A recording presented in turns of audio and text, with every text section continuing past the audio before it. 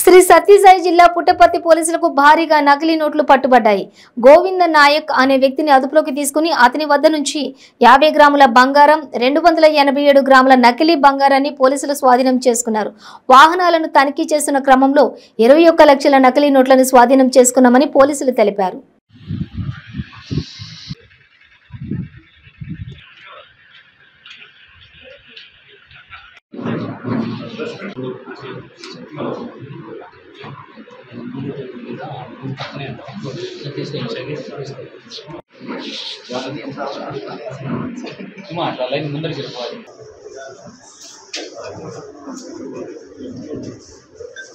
ఇంకా గోవింద నాయక్ అనే వ్యక్తి ఈ దొంగ నోట్లు పెట్టుకొని ఒక వెహికల్లో అవన్నీ కూడా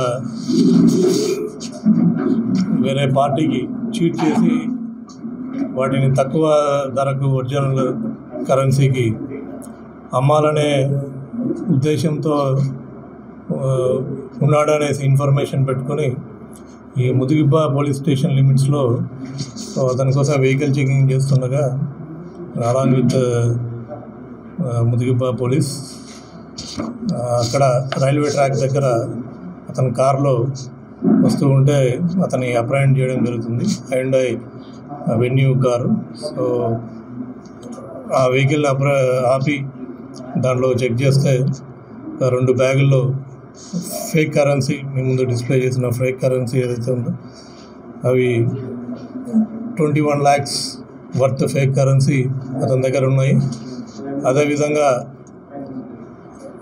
గోల్డ్ కూడా ఫేక్ గోల్డ్ అమ్మాలనే ఉద్దేశంతో fake gold 1 or 2 grams fake biscuit మరియు ఒక చైన్, అదొక 185 గ్రామ్స్ చైన్, ఒక ఒరిజినల్ కాయిన్ 50 గ్రామ్స్.